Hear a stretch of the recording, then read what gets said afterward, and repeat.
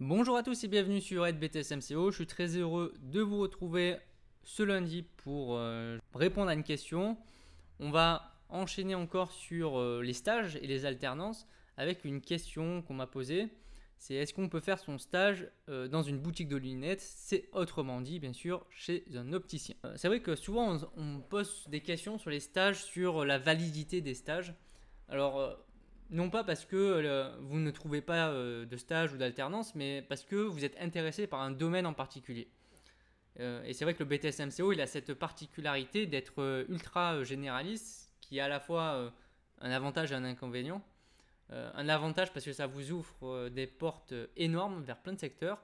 Et un inconvénient, c'est que ça vous demande du coup de peut-être vous spécialiser une troisième année pour être 100% compétent dans votre domaine. Alors oui, pour moi, on peut faire son stage chez un opticien et je vais vous expliquer pourquoi.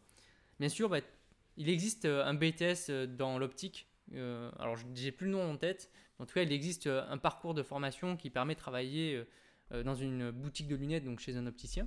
Donc ça, c'est vraiment le diplôme qui est demandé. Donc si vous avez une personne devant vous qui a ce diplôme-là, souvent, elle sera plutôt prioritaire sur vous. Par contre, avec un BTS MCO, on peut intégrer cette boutique-là.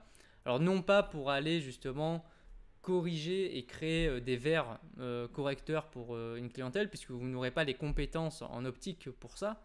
Par contre, toute la partie gestion du point de vente, management d'équipe, management de l'offre, relation clientèle, tout ça, vous allez l'acquérir pendant le BTS MCO.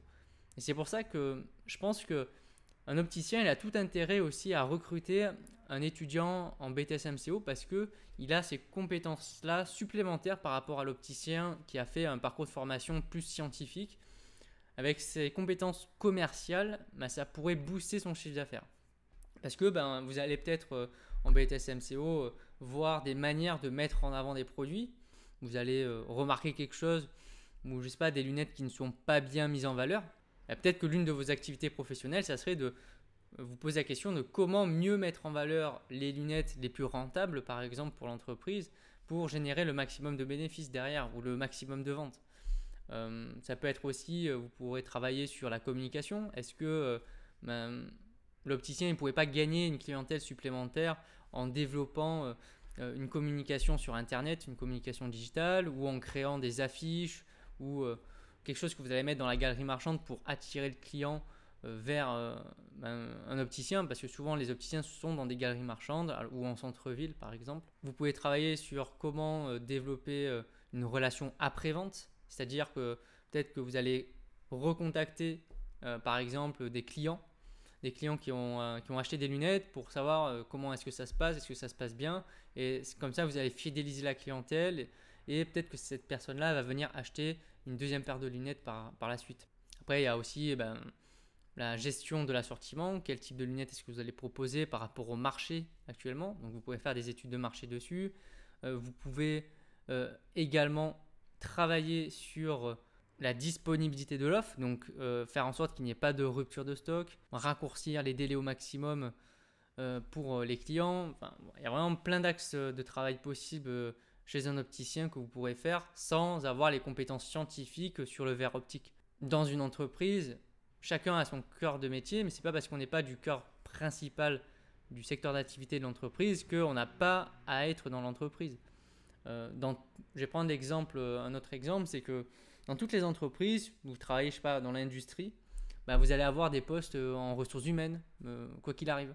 Donc c'est pas, vous avez des compétences en ressources humaines, mais ça ne vous empêche pas de travailler pour une entreprise industrielle. Là c'est pareil, c'est pas parce que vous avez des compétences commerciales que vous ne pouvez pas travailler pour un opticien qui a priori dans un secteur plus scientifique et de santé pour la population. Donc un opticien c'est vraiment une unité commerciale, un centre de profit qui a une offre d'un côté, des clients de l'autre qui ont un besoin. Et donc le but, c'est de mettre en relation l'entreprise avec ses clients pour faire matcher l'offre qu'on propose avec l'offre recherchée du client. Donc c'est de la vente, c'est la mise en valeur des produits, donc c'est totalement conforme au BTS MCO. Donc si jamais ce secteur d'activité vous plaît, foncez, n'hésitez pas à les candidater chez les opticiens. Je pense que ça peut être d'ailleurs un secteur très intéressant et très porteur pour l'avenir, puisqu'on est dans une tendance où la population vieillit et donc qui va avoir besoin de lunettes.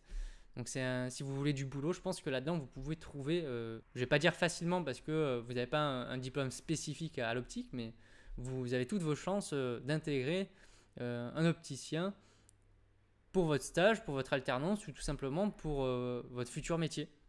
Merci à tous d'avoir écouté ce nouvel épisode. On se retrouve la semaine prochaine pour un nouvel épisode de podcast tous les lundis à 17h. Je vous souhaite à tous une bonne semaine et puis on se retrouve très vite pour une nouvelle vidéo. Allez, à bientôt. Bye.